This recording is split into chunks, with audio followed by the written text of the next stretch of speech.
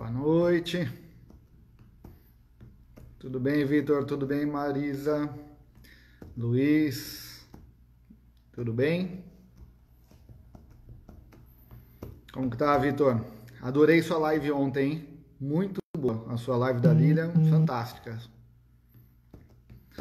E aí, Luiz? Parabéns pelo filho.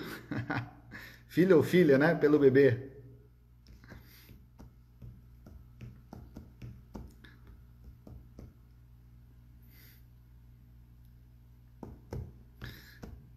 Legal, legal.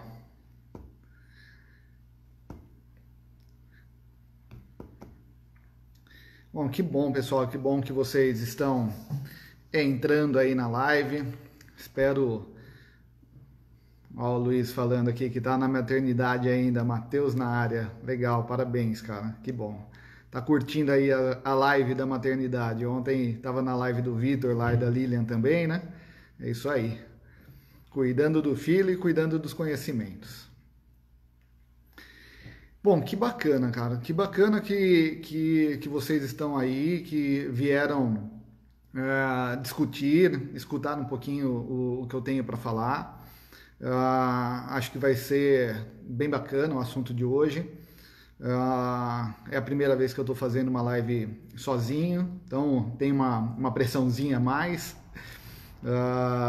Vou tentar ler aqui os comentários e se tiver alguma pergunta para poder responder para vocês, mas confesso que eu tenho um pouco de dificuldade em ler e prestar atenção no que eu estou fazendo, mas dentro do possível eu vou acompanhar as perguntas aqui, por favor, façam, assim a gente vai tendo uma interação entre vocês e o que eu estou falando, tá? Bom, eu espero também que depois daqui vai ter uma live aí peso pesado com o Omar, com o Ricardo Massola, com o André, com o Júlia Gastone, a Laura. Depois que saírem daqui às 7 horas, vamos correr para lá que vai ser uma live fantástica também, tá? Então vamos lá, eu tenho bastante assunto para falar, então não vou perder ou ficar muito tempo sem iniciar aqui, senão, quem sabe em 1 hora a gente consegue completar toda a matéria programada que eu coloquei para vocês, tá? Então vamos lá. Eu atuo já faz algum tempo tentando implantar ou implantando a parte de gestão de ergonomia dentro das empresas, né? É uma área que não é fácil, não é. Infelizmente, a maioria das empresas, eu atuo bastante com empresas de médio porte, e as empresas de médio porte não têm muita essa cultura, essa política, né?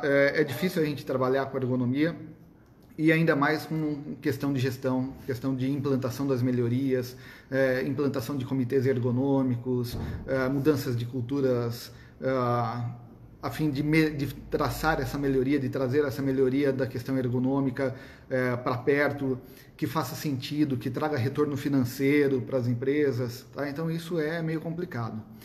E acaba sendo mais complicado ainda quando a gente não tem uma proximidade das pessoas ou da linguagem que as pessoas utilizam dentro das empresas. Então, outro dia eu estava comentando até em um post aqui que a gente tem que tentar falar em várias línguas, né? A gente tem que tentar falar a língua do empresário, a língua do gerente, a língua do engenheiro, a língua do médico, e tem que falar, tem que conhecer e falar essas diversas línguas. E é buscando essas diversas línguas que eu comecei a estudar um pouquinho sobre gestão organizacional.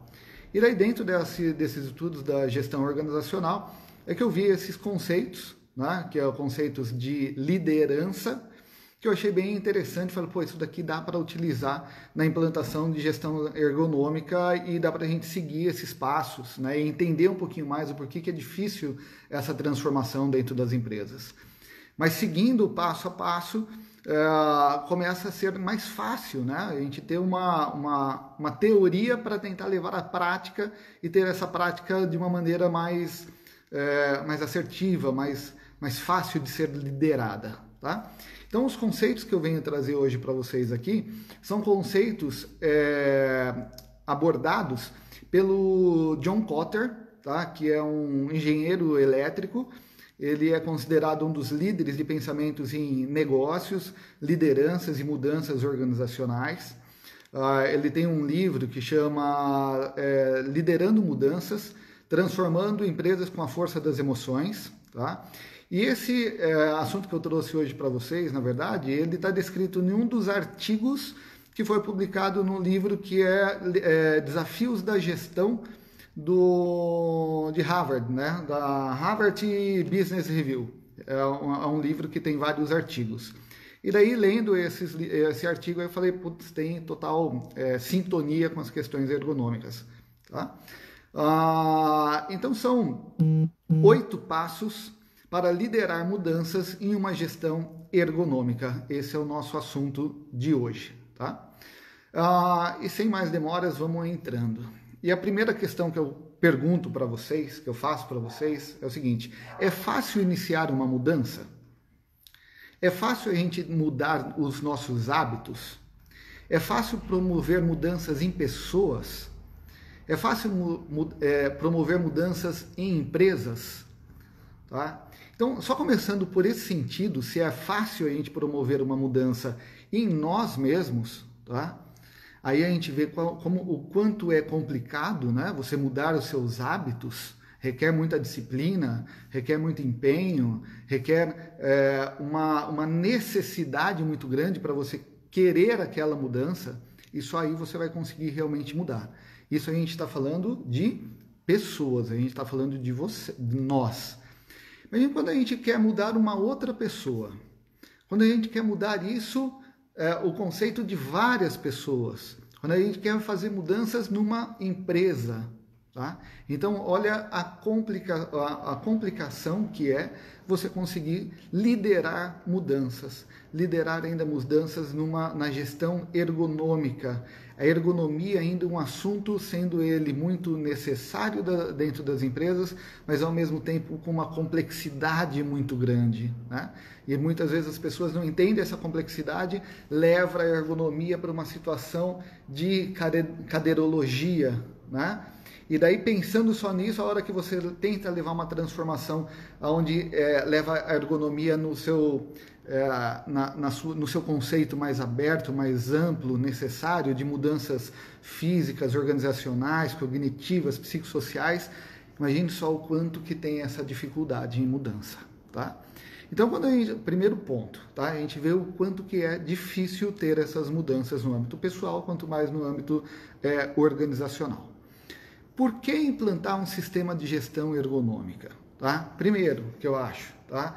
Porque através do sistema de gestão é que você vai conseguir real ganhos, tá? com as aplicações, com as mudanças ergonômicas. Quando você tem somente o documento, uma análise ergonômica realizada e entregue, sem ter a mudança, sem ter a aplicação, você só levantou problemas. Então você não teve o acompanhamento. Então eu falo que através do sistema de gestão é que você realmente vai conseguir ganhos que a ergonomia pode trazer. Então por isso que é tão importante você trabalhar a ergonomia como gestão e não a ergonomia como ponto isolado, tá? E agora também, com a questão do novo texto da NR1, vai ser necessário você ter o PGR da ergonomia, então mais ainda vai ter sentido a questão da gestão da ergonomia. Eu não quero entrar aqui na questão da NR1, nem do novo texto da NR17, porque não é o assunto, mas é que está caminhando ainda mais para a gente ter essa percepção que a ergonomia e os outros riscos, ele vem a necessidade de você ter uma gestão de todos os riscos, tá? Vamos lá. Então, sempre que é necessário você fazer essas mudanças, é bom a gente iniciar com pequenas mudanças, tá?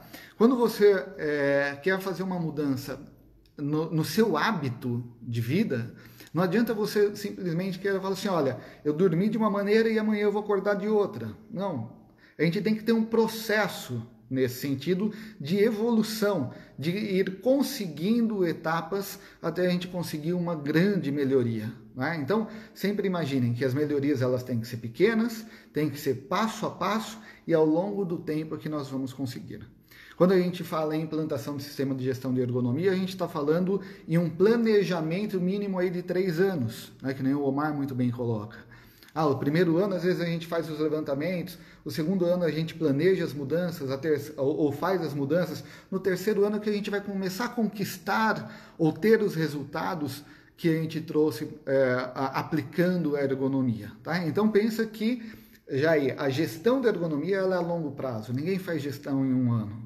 Em um ano foi simplesmente você conseguir levantar quais eram os fatores, quais eram as condições ergonômicas inadequadas que a gente vai ter que tratar no segundo ano para colher alguma coisa lá na frente, tá? Então vamos lá, falando nisso, vamos para o primeiro passo dos 8 passos, que é criar um senso de urgência. Então vamos falar o seguinte, outra pergunta para vocês. Quando ocorrem as mudanças significativas nas vidas das pessoas? Vou trazer um exemplo prático, principalmente para mulheres, mas para homens também. Né? Muita gente está afim de emagrecer, quer estar alguns quilinhos mais leve, né? Mas fica adiando a dieta. Aí chega um casamento, a mulher quer que o vestido sirva novamente nela, quer estar mais elegante, e daí ela se vê numa situação de urgência, fala, eu preciso perder o peso, 2, 3 quilos agora nessa semana, vai lá e consegue.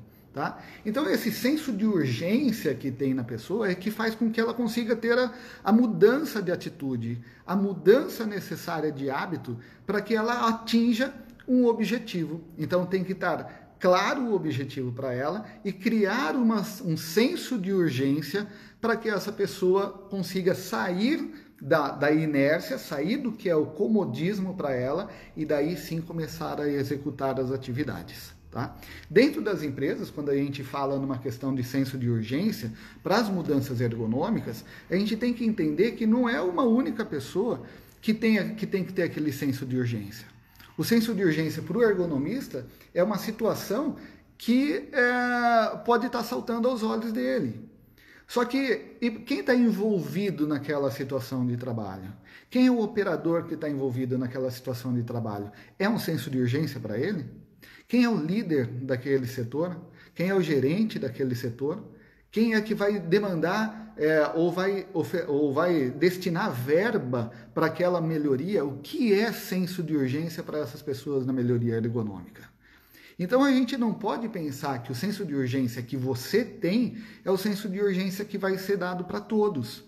A gente tem que construir esse senso de urgência com as várias pessoas, com os vários atores que a gente tem para fazer a melhoria ergonômica. Claro que isso tem uma classificação dessas melhorias. Existem melhorias que são simples, que são pequenas. Imagine só o arranjo de uma bancada para você melhorar a disposição dos equipamentos. É uma melhoria simples. Quem que tem que ter o senso de urgência? Quem que você tem que convencer? É simplesmente quem está operando ali naquele local. Vai necessitar de investimentos? Vai necessitar de grandes projetos? Não, é simples a mudança. Você vai fazer o arranjo melhor daquele ambiente de trabalho. Só que não adianta você fazer isso se o senso de urgência para quem está operando também não for motivacional para ele. Senão, sempre que você for implantar algo, por mais simples que seja, se não for o senso de urgência da pessoa também, ele vai se recusar, ele vai querer voltar atrás ao que era o padrão dele, ao que era hábito dessa pessoa. Tá? Então, imagine só, quem está envolvido, todas as áreas, você tem que fazer um discurso, você tem que buscar informações onde cria um senso de urgência para aquela mudança. Tá? Então, esse é o primeiro passo. Quais são as armadilhas que podem ter nisso? Subestimar a dificuldade de tirar as pessoas da zona de conforto. Então, as pessoas elas tendem a ficar naquela zona de conforto. Eles não querem sair, ali está cômodo. Por mais que esteja ruim, mas é o ruim que está cômodo, que ele já sabe fazer. Então eu não quero sair dessa zona de conforto. Então você subestimar ele, que ele não vai sair disso, pode ser uma das armadilhas. Tá? Eu não tenho intenção de aprofundar muito, porque apenas é 1 hora que a gente tem aqui, mas eu vou pincelando e depois, claro, fico aberto para discussões aí ao decorrer dos outros dias. Tá? Segundo passo, formar uma poderosa coalizão. Então, outra pergunta para vocês. Melhor lutar sozinho ou com um grupo coeso? Vocês acham que a gente consegue melhor as coisas trabalhando em conjunto, em pessoas que têm o mesmo ideal, com pessoas que estão alinhadas com o mesmo propósito, ou você sozinha tentando batalhar com outras pessoas? Tá? E como que a gente forma essa equipe, essa poderosa coalizão dentro da ergonomia? Através da formação de comitês ergonômicos dentro das empresas. Os comitês ergonômicos, ele vêm justamente para trazer pessoas para o seu lado que estão afim, ou na verdade você traz e você treina as pessoas para que elas tenham o mesmo olhar sobre aquela situação que você está querendo fazer a mudança. Então, para começar, os comitês ergonômicos, que a gente fala dos comitês executivos, eles podem ir alterando dependendo da atividade que você vai realizar. Imagina que a gente tinha lá o senso de urgência, né? Então é uma atividade que a gente está realizando, e para essa urgência a gente está captando um grupo que a gente vai formar, né? Uma poderosa coalizão nesse grupo. Então, para esse grupo tem que ter sentido e tem que ter pessoas que entendam das várias áreas que vão ter que fazer aquela mudança. Então, quando você trabalha sozinho, ou quando você subestima esse grupo, você não consegue atingir as várias áreas. Você vai trabalhar, de repente, com o pessoal da engenharia, com o pessoal da qualidade, com o pessoal da expedição, sei lá, todas as áreas que estão envolvidas ali. Tá? Então, encontrar pessoas para montar um grupo multidisciplinar com comprometimento e ideias compartilhadas e força suficiente para comandar os esforços de mudanças. É bem interessante, se a gente montar um exército de soldados rasos, a gente não vai conseguir tantas mudanças, porque vai ter horas que a gente tem que ter força maior, a força de comando, a força que está determinando os investimentos, e a gente tem que ter junto essas pessoas. Porque senão todos os soldados rasos ali, eles vão batalhar, só que a hora que chega na parte de decisão, a gente não tinha essa pessoa do nosso lado. Então, nesse time, é importante que a gente tenha várias hierarquias dentro desse time de coesão. Dentro do time também é bem provável que não tenhamos 100% de união, 100% de foco, né, no mesmo problema. Claro, divergências vão existir. Só que estudos demonstram o seguinte: se a gente tiver 75% das pessoas com o mesmo objetivo, com os mesmos propósitos, com o foco naquela visão que a gente formou, a gente consegue fazer as mudanças. Se a gente tiver menos do que isso, 50%, ou menos de 50%, as chances da gente ter problema é grande. Então, nas reuniões de coergo, por exemplo, a gente tem que fazer levantamentos para ver se todos estão alinhados. Ou todos não, pelo menos 75% das pessoas tem que estar alinhada para a gente conseguir fazer as mudanças. Tá? As armadilhas seria a falta de experiência em trabalho de equipe no topo da hierarquia. Então, quem que vai comandar aquele comitê ergonômico? Ele tem que ter conhecimento, ele tem que, não conhecimento só técnico, mas ele tem que ter liderança, ele tem que conhecer as pessoas, estimular as pessoas, saber se relacionar com os vários interlocutores que ele vai ter que ter das diversas áreas também. Tá? Então, colocar no comando de um comitê ergonômico executivo pessoas que não tenham essa habilidade também é algo que possa levar ao fracasso desse time. Tá? Vamos aí para a terceira visão. Deixa eu beber um pouquinho de água.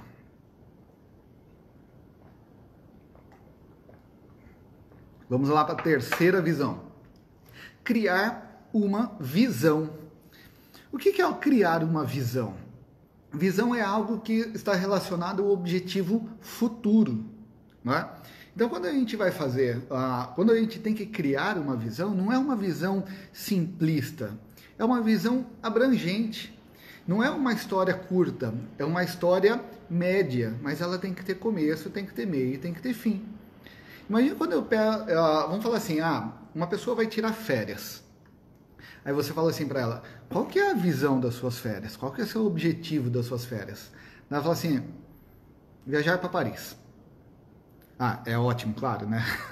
Não desmerecendo de jeito nenhum. Mas enfim, é um objetivo grande, é um objetivo muito legal, mas ele se encerrou por aí. Agora, qual que é a sua visão, né? Qual que é o seu caminho a ser percorrido, né?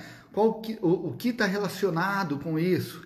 Ah, não, eu gostaria de viajar para Paris para comemorar meus 10 anos de casamento com a minha esposa. Gostaria de ficar hospedado na frente do Arco do Triunfo e tomar vinho no pôr do sol lá na Torre Eiffel.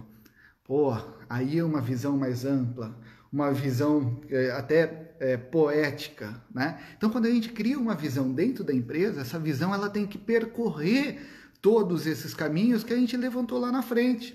Se a gente não tem uma visão que traga conceitos da qualidade, que traga conceitos da produção, que traga conceitos do cliente, né? Que a gente vai atingir melhor os nossos clientes fazendo essa mudança, que a gente vai atingir melhor a qualidade devido a essa mudança, tá? Então, a visão ela tem que ser ampla.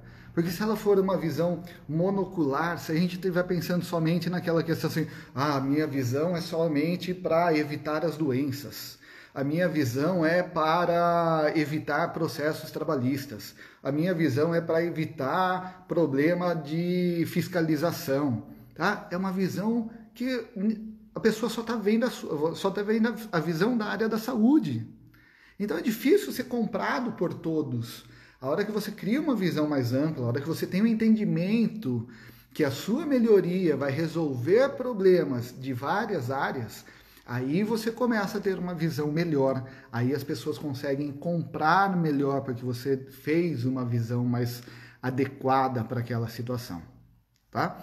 Entendam que eu estou falando que há situações, lá no começo eu falei isso, há situações mais simples, onde você não vai ter que fazer toda essa visão, e há visões mais complexas. Então, quando a gente está falando somente de algumas mudanças de um layout da bancada ou de alguma mudança simples, é claro que a gente não vai ter que ter uma visão tão ampla. Mas quando a gente está mexendo em questões organizacionais, quando a gente está afetando em mudanças significativas, né, que aí sim vem a transformação realmente do trabalho, aí é necessário a gente ter todo esse conhecimento, é necessário a gente ter feito toda a análise ergonômica e ter entendido aonde que essas melhorias aonde que vai trazer essas melhorias, tá? Voltando aí para a questão da visão, não adianta a gente também ter uma visão tão ampla, só que a gente não tem estratégias para colocar essa visão em prática. Então é muito legal eu querer viajar para Paris com a minha esposa, comemorar os 10 anos, tomar vinho no pôr do sol lá na Torre Eiffel. Ok, mas qual a estratégia que eu vou ter para isso? Como que eu vou atingir essa minha visão? Como que eu vou conquistar isso? Tá? Então, os métodos, os procedimentos, as reuniões, tudo o que leva, né, a conquistar, a construir a sua visão, é necessário ter formatado. Porque senão a gente só vai ficar na questão do que bonito seria, só que eu não tirei do papel essa minha visão, não vai adiantar. A armadilha aí é apresentar uma visão muito vaga, muito distante também, que não tenha objetivo, não seja clara para ninguém, tá? Uma visão monocular, como eu tinha comentado já, ou se não muito complexa também, que ninguém vai entender nada, ok? Vamos lá para o quarto passo. Pessoal, se quiserem fazer alguma pergunta, alguma coisa, eu estou aqui a ouvidos, tá? Quarto passo, disseminar a visão. Então, olha que interessante. Não adianta a gente ter uma visão bem legal se a gente não está divulgando isso dentro da empresa de maneira correta. Então, vocês acham que dentro da empresa existe só a sua necessidade? A mudança que você gostaria que ocorresse, você acha que só isso é prioridade para eles? Ou existem várias outras mudanças que estão concorrendo com a sua solicitação? que estão ocupando espaço na mesa do diretor para você conseguir lá a tão querida ou tão esperada aprovação. E a gente só consegue essa aprovação, né, se a gente tiver uma disseminação dessa visão. Como que a gente pode fazer essa disseminação? Quais são os meios de comunicação que tem a empresa? Tem gestão à vista? Tem o meio marketing interno? Tem comunicações internas? Enfim, a gente tem que entender isso. Quais são os meios de comunicação que a gente tem para passar essa visão? Para passar a compreensão de tudo que a gente estudou e o que vai ser alterado dessa maneira. Tá? Então, ao entender que a sua visão, a sua proposta de mudança, ela está sendo disputada, ela está sendo disputada, não, ela está disputando, na verdade, né, espaço entre outras necessidades que a empresa está precisando.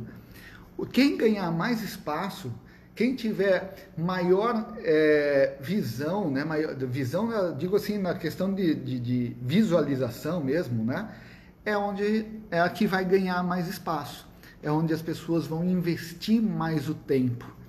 Sabe aquela questão de quem chora mais vai ganhar o leite primeiro, né, na questão da criança? Então é isso que a gente tem que fazer, tem que aproveitar todos os meios possíveis para divulgar a visão e as estratégias que são tomadas. Então, por exemplo, tem a gestão à vista, o DDS, fazer treinamentos, fazer reuniões, tudo para você conseguir levar ou disseminar aquela visão, tá? E daí fazer com que a sua ideia concorra melhor, tenha melhor chances de entrar ou ser aprovada diante de outras que estão sendo necessárias. Tá? Claro, as armadilhas nessa questão é comunicar precariamente. Então você acha que tem uma super ideia, que essa mudança vai ser muito bacana e que se eles não aplicarem, o problema vai ser deles, porque isso daí seria uma coisa fantástica para a empresa fazer. Tá? Eles não vão achar e realmente as pessoas provavelmente não façam isso. Tá? A Dani Lassans colocou, disseminar a visão é fazer parte da cultura organizacional. Isso. É lá o último passo que eu vou falar sobre isso daí também, Dani. Tá? Mas é justamente isso. Tá? Então, se você realmente quer que aconteça, dissemine. Não fique esperando, não fique achando que aquela ideia é fantástica e se eles não colocarem, o problema é deles. Tá? Vamos para o quinto passo. Empoderar os outros profissionais e agir com base na visão. Tá? O que é empoderar os outros profissionais? Quando a gente fala do comitê ergonômico, nós temos que fazer o treinamento, nós temos que deixar eles capazes para reconhecer situações que não estão adequadas ergonomicamente. Para eles não é necessário ter conhecimento, claro, e nem é possível, para que a gente tenha a situação mais completa, né? Uma visão mais completa da ergonomia. Mas quando eu faço esses treinamentos, eu falo que eles têm que ter a capacidade de colocar o filtro da ergonomia. Então, ao olhar uma situação que está inadequada, ao olhar uma situação onde ele foi treinado e isso salta aos olhos dele, ele tem que ter o poder, aí que vem o empoderamento, de fazer a indicação ou até de parar uma situação para que ela seja estudada, para que ela possa ser estudada e daí de repente ser modificada. Tá? A partir do momento que você começa a ter esse empoderamento das pessoas, tanto no comitê, imagine só, tá? Aí é uma construção. As pessoas vão subindo, né, conforme vai melhorando as situações ou as melhorias. Comecei com uma melhoria pequena e vou subindo. Nessas melhorias vão ter várias pessoas que já foram treinadas no comitê ergonômico. Então, aos poucos, essas pessoas vão estar em várias áreas da empresa. Então, são essas pessoas que tiveram um treinamento, que participaram lá do comitê ergonômico, que elas têm que ter o empoderamento. Tá? Esse empoderamento, para que eu estou lendo aqui as perguntas. Um caminho também seria falar com o SESMIT. Sim, o SESMIT já está fazendo parte de tudo isso, né? Ele faz um dos caminhos muito importantes que tem que estar junto com a ergonomia. Então, Gastone, como seria esse empoderamento? É justamente isso, né? Esse empoderamento é capacitar as pessoas dentro da empresa para daí elas poderem agir na questão de indicação das situações que estão inadequadas ou que devem ser estudadas, tá? Então, vou fazer um paralelo aqui com vocês em relação a uma das questões de qualidade quando a gente fala de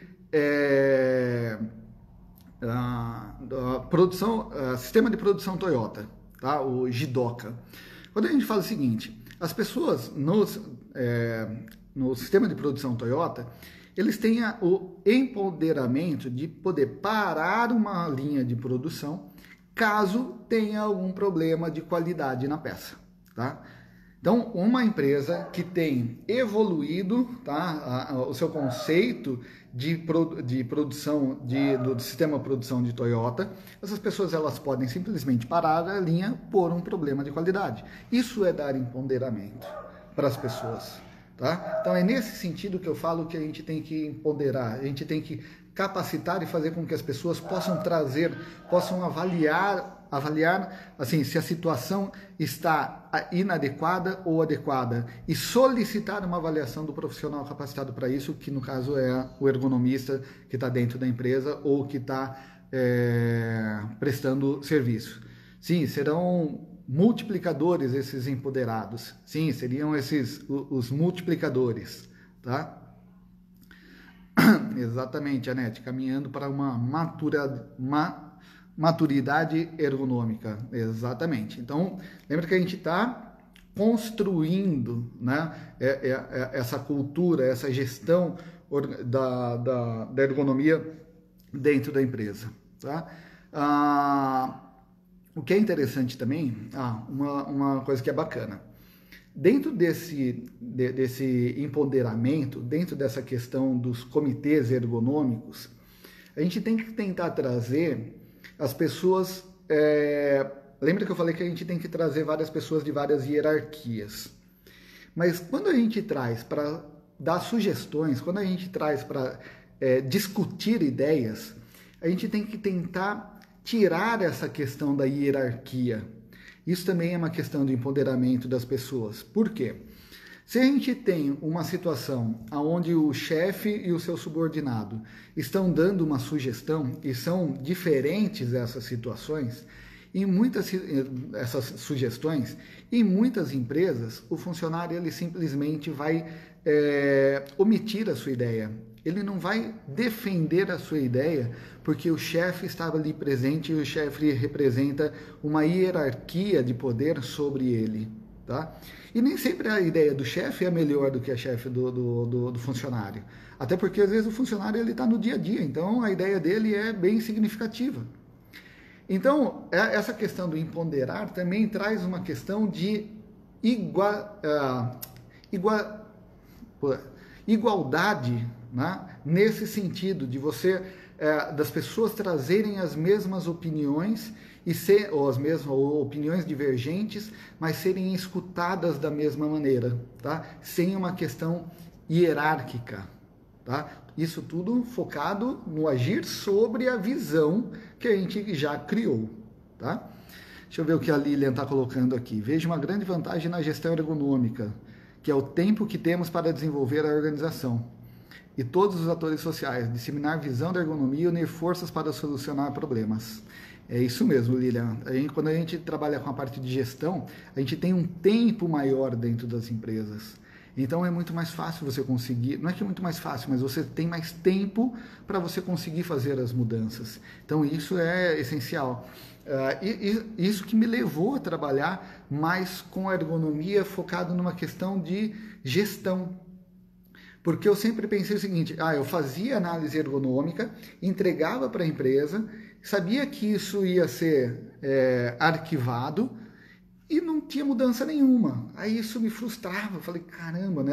Que eu fiz um baita de um trabalho legal, dediquei tempo, entendimento, acho que poderia ter várias mudanças ali que trariam benefício, e daí eu simplesmente era engavetado. Eu falei, não, tem que ter uma outra maneira de se trabalhar. Aí que eu comecei a ver a questão da gestão, a questão da aplicação das melhorias, e realmente demanda mais tempo para a gente dentro da empresa. É um contrato diferente, né? Mas é muito gratificante. Vamos lá para o 6º passo, porque eu estou com 20 minutinhos aqui para falar mais os 3 últimos passos. Vamos para o 6º passo, que é criar um planejamento para obter vitórias de curto prazo. Em algumas situações, onde a visão, onde o objetivo ele é distante, ele é grande, ele é distante, né? Mudanças organizacionais elas não ocorrem do dia para o outro, elas levam tempo para serem mudadas, né? Então, se a gente coloca um objetivo que ele é muito distante, eu posso me frustrar no meio do caminho. Eu faço comparações com isso em relação a você querer correr uma maratona, correr 10 quilômetros. Não vamos nem colocar uma maratona, vou colocar correr 10 quilômetros. Se você sai num dia e depois de um mês, né, começa num dia, depois de um mês você quer correr os 10 quilômetros, provavelmente você não consiga.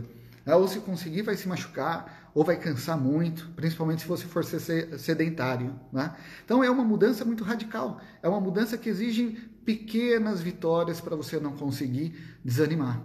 Então os pequenos objetivos dentro dessas melhorias servem para isso, servem para você ter ânimo. A gente fala assim, como que eu como um elefante? Como ele por partes. Então como que eu consigo uma mudança organizacional grande? Eu consigo ela por partes.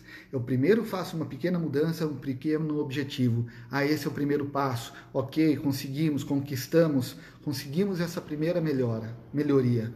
Vamos agora para a segunda. Qual que é o segundo passo? Qual que é o terceiro passo? Qual que é o quarto passo? Mas coloquem pequenos objetivos. Isso estimula as pessoas. Isso faz com que as pessoas continuem na linha, continuem buscando as melhorias. Se eu não tenho essas pequenas... comer boi por bifes. Se eu não tenho essas pequenas melhorias, né, se eu não consigo isso, é muito mais fácil de eu me frustrar. E a frustração é o que a gente menos quer, né, na busca dessa melhoria contínua. Certo? Armadilhas. Deixar que o sucesso de curto prazo à mercê do acaso. Isso daí também é interessante. Não é porque são objetivos mais simples, objetivos mais curtos, que a gente vai deixar com que eles não tenham a importância ou a responsabilidade necessária. A gente precisa ter um controle, a gente precisa ter os procedimentos, a gente precisa ter as estratégias, mesmo para chegar aos pequenos objetivos. Deixar os pequenos objetivos à mercê do tempo, à mercê do que vai acontecer, já vai levar um descaso a essa nossa visão, vai levar um descaso ao objetivo principal. Não conseguindo nem esses pequenos objetivos, a gente não vai conseguir nenhum. Desculpa, eu recebi uma ligação. Voltei aqui para vocês. Só dá um ok. Bom, acho que voltei. Recebi uma ligação. E a pessoa está ligando de novo. Bom, vamos lá. Então, é isso. Não deixar ao acaso as pequenas mudanças. Tá? É necessário que a gente tenha um controle sobre essas pequenas mudanças. Não obter outra armadilha é não obter determinado nível de sucesso rápido o suficiente. Estimar tempos adequados para atingir metas rumo ao objetivo final. É isso daí que eu estava exatamente falando para vocês. Tá? Estimar tempos errados também. Isso também vem bastante da metodologia Scrum. Se a gente fala em questão de dividir, né, de se você tem um problema muito grande, se você coloca pequenas ações e vai caminhando nessas ações, também é uma metodologia do Scrum, onde você divide lá os problemas, né, em 1, 2, 3, 5, 8, 12 e por aí vai. Então, quanto menor é e mais rápido você consegue os objetivos, mais estimuladas as pessoas ficam a continuar naquele caminho. Agora teve bastante comentário aqui, eu não vou conseguir ler, mas pelo jeito não foi nenhuma pergunta, foi só o comentário entre vocês mesmos, tá? Ok, vamos lá. Sétimo passo, penúltimo passo. Sustente os esforços para gerar mais mudanças. Então, sempre que você conseguiu um objetivo, você conseguiu alcançar algo que foi determinado, né? Por que não comemorar?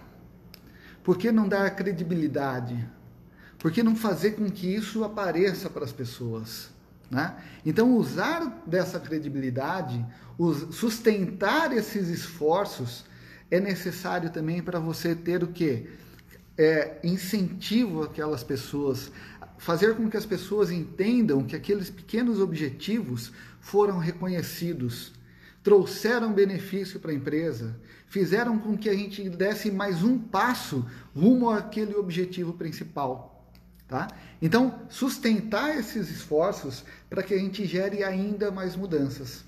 Imagine a frustração que é quando as pessoas conseguem atingir seus objetivos, né? E daí vocês não têm nenhum reconhecimento. Você vira e fala assim, legal, e vamos para frente. Tá? Ó, segundo objetivo está aí, vamos lá, vamos alcançar. Conseguiu o segundo objetivo, beleza, não fez mais do que obrigação, o terceiro objetivo está aí. Ele vai desistir, não vai querer. Então essa arte de você conseguir incentivar, liderar as pessoas, se faz necessário dentro dos pequenos objetivos, senão vai se perdendo a vontade. Aí, uma armadilha que pode ocorrer nisso é você comemorar também cedo demais. É você dar muita ênfase, muito legal, que ótimo que alcançamos esse objetivo. Na corrida lá que eu estava falando, que é os 10 quilômetros, a pessoa consegue correr 3 quilômetros e daí você fala assim, olha, que incrível, você correu 3 quilômetros, nunca você conseguiria correr isso e agora você consegue correr os 3 quilômetros, é fantástico. Quer dizer, olha você comemorando uma vitória muito grande, né? Ou comemorando de uma maneira exagerada, uma vitória que está no caminho. Então, às vezes, essa situação pode fazer com que a pessoa também acredite que ela já chegou no seu objetivo final e não caminha. Então, esse equilíbrio, tá, entre você conseguir pequenos objetivos, você incentivar pequenos objetivos, mas você não comemorar de forma grandiosa esses objetivos intermediários, também faz muito necessário. Senão, a pessoa acaba se perdendo nesse meio e não se mantém mais motivada. Tá? Então, isso tudo dentro lá do comitê. Lembra que a gente estabeleceu uma prioridade, fez a visão, estabeleceu as estratégias. Isso tudo está dentro dessas questões. Tá? Então, isso tudo está dentro dos passos de liderança. Ok? Dentro disso também a outra armadilha. Permitir que opositores convençam as pessoas que a guerra já está ganha. Então, sabe aquela pessoa que não está muito afim que aconteça o negócio? E ela viu que no meio do caminho aconteceu alguma coisa positiva, ela falou, que legal, vocês já conseguiram, então agora acabou, né?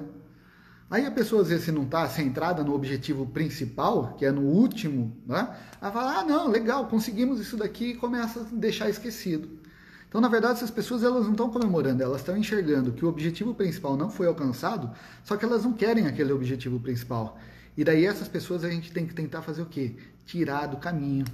Essas pessoas não vão trazer o benefício, não vão fazer algo positivo para as pessoas, tá? Então, é a identificação dessas pessoas, desses opositores, das pessoas que são pessimistas, tá? E que estão atrapalhando a continuação desse projeto. Essas pessoas nós temos que tirar, tá?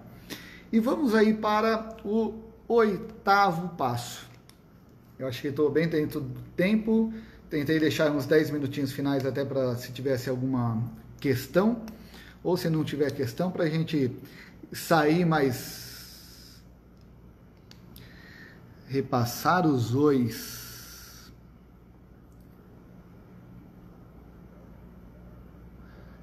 Eu estou vendo aqui, Vitor.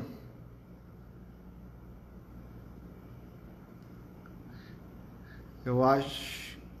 Ah, repassaram os 8 pontos ao final. Ah, beleza. Ok, Vitor, no final eu repasso daí os 8 pontos, pode deixar. E o 8º ponto agora, torne as mudanças parte da cultura da empresa. Aí foi o que a Dani comentou. Então, olha que legal. Toda essa questão de você criar uma situação de emergência, de você formar um time que tenha coesão, de você colocar pequenos objetivos, de você criar uma visão, de você ter estratégias, de você comemorar ou empoderar as pessoas, de você comemorar as pequenas vitórias. Tudo isso ele tem que estar formatado de uma maneira entre procedimentos, tá? Principalmente procedimentos, né? Mas muito mais na atitude das pessoas. Tá? Isso que é uma questão interessante. Às vezes a gente consegue um sistema uma mudança muito interessante num determinado projeto. Aí muda, né? Fica 1 ou 2 meses sem esse acompanhamento, sem nenhum novo projeto com aquelas pessoas, e a hora que você vai chamar novamente essas pessoas elas perderam já aquele ânimo, aquela referência que foi dada. E daí você tem que começar tudo novamente. É trabalhoso, é chato, mas a gente tem que tentar fazer isso novamente. Mas aí que a intenção é trazer isso para a cultura organizacional, tentar implantar tudo isso na cultura organizacional, para que isso não se perca, mesmo que as pessoas que estão no comando saiam e entrem novas pessoas. É isso até que outro dia eu estava discutindo bastante, eu falei assim, a cultura organizacional, ela tem que estar acima das pessoas, ela tem que estar acima do diretor, ela tem que estar acima dos gerentes. Por quê? Um novo gerente, um novo diretor, um novo líder, novas pessoas que estão entrando, elas têm que aderir a uma cultura já pré-existente. Então, para isso, para que todo esse trabalho que a gente tenha não se perca, né, ele tem que estar muito bem formatado, muito bem procedimentado, muito bem estruturado, para que qualquer nova atividade que surja na questão ergonômica siga os mesmos passos, sigam os mesmos caminhos, tenham as mesmas finalizações, igual você conseguiu em uma que deu certo, tá? E lembra, uma que deu certo é o que a gente precisa, né? Para levar as outras no mesmo caminho. A gente às vezes precisa uma motivação, um case de sucesso dentro da empresa que foi legal, mas que percorreu todas as áreas e que todo mundo estava envolvido, para que a gente consiga ter essa mudança, para que a gente consiga ter essa cultura, começar a implantar isso na cultura organizacional. A partir do momento que as pessoas percebem que foi bacana, que foi prazeroso e que isso realmente trouxe benefício de uma maneira mais ampla, não de uma maneira focada somente para a área da saúde, que é o que muitas vezes acontece. Tá? Então, eu acho que eu vou terminando, mas assim, terminando não, né? Mas encerrando isso daí, vou repassar todas as questões aqui dos 8 passos, que o Bruno deu a sugestão aí. Mas só para ter uma ideia, é isso que eu entendo como uma gestão da ergonomia. É você abranger tudo, você fazer com que as pessoas interajam, fazer com que as pessoas entendam, fazer com que as pessoas sintam a melhoria. Não fique somente focado na questão de saúde, na questão de multas, na questão de autuação. Isso somente não é ergonomia. Por mais que a gente precise fazer para atender a NR17, mas às vezes você começa por isso. Mas entenda, aplique a ergonomia de uma maneira abrangente, de uma maneira mais de gestão. Tá? Vamos lá. Bom, a gente tem 10 minutinhos aqui. Eu vou repassar aí quais são os 8 passos para quem chegou agora. E aí, Júlio, tudo bem? E vamos lá. Então, primeiro passo, criar senso de urgência. Tá? Segundo passo, formar uma poderosa coalizão. Terceiro passo, criar uma visão. Quarto passo, disseminar a visão. Quinto passo, empoderar os outros profissionais e agir com base na visão. Sexto passo, criar um planejamento para obter vitórias de curto prazo. Sétimo passo, sustente os esforços para gerar mais mudanças. E oitavo passo, torne as mudanças parte da cultura da empresa. Tá? Então, são esses 8 passos que eu abordei hoje. Espero que vocês tenham gostado. Espero que as pessoas que trabalham somente com foco na análise ergonômica possam focar também na questão da gestão, uma por causa da questão da NR1, que eu acho que vai levar a isso, mas independente disso, trabalhar com a questão da gestão faz com que a gente realmente se sinta ergonomista, faz com que a gente leve as mudanças para a empresa, que a gente consiga mudanças significativas. Tá? Deixa eu ver aqui, a Lilian colocou. Carlos, é importante que todos se sintam animados em propor a gestão aos clientes e animados em correr atrás dos bons resultados. É possível, né? Lilian, é possível, é muito possível. Eu tenho 13 anos de atuação como ergonomista, pelo menos 7 fazendo a parte de gestão. Se eu comparar esse tempo que eu trabalhava somente fazendo a análise ergonômica e o que eu trabalhei fazendo a questão de gestão, é muito mais gratificante quando você consegue fazer a gestão, porque você vê a transformação, você vê o que você estudou sendo realizado, você propõe as questões. Caiu de novo aqui, alguém me ligou de novo, a pessoa é insistente. Mas é justamente isso, sabe? Então, quando o profissional começar a entender, claro que não é de uma hora para outra, para você conseguir trabalhar com isso, você tem que ter um conhecimento, você tem que ter um domínio da ergonomia, né? Se é possível ter domínio da ergonomia, né? Porque a gente sempre vai ser um eterno aprendiz na ergonomia, né? É uma ciência que, sei lá, contempla muitas outras ciências, né? Muitos outros estudos, e é difícil a gente conseguir falar, nossa, eu sei tudo de ergonomia. Não, a gente vai ser um eterno aprendiz.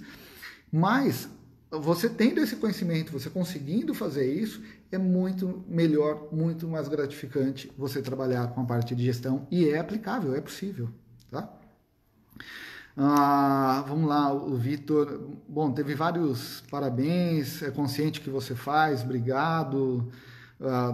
Outras pessoas falando, claro que é aplicado. O Vitor aqui, ótimo, Carlos, parabéns por ter essa visão sistêmica e também por reafirmar que a ergonomia não é apenas saúde. Claro, Vitor, eu acho que, cara, o Vitor aí eu conheci através da Lilian e já virei fã. Um cara fantástico aí, tem uma explicação, uma didática muito boa, ô Vitor. Parabéns, viu, cara? A live vai ficar gravada? Vai sim, vai, depois finalizando aqui, vai ficar gravada lá no meu feed, tá?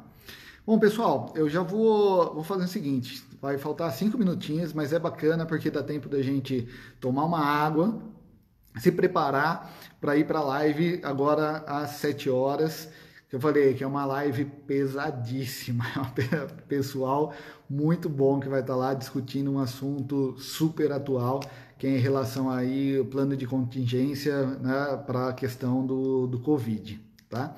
Então, olha, agradeço demais todos vocês que estiveram aqui presentes, tá? Espero que esses passos possam despertar a vontade em quem não trabalha com gestão de ergonomia e começar a pensar em trabalhar dessa maneira, de uma maneira mais ampla, de uma maneira melhor.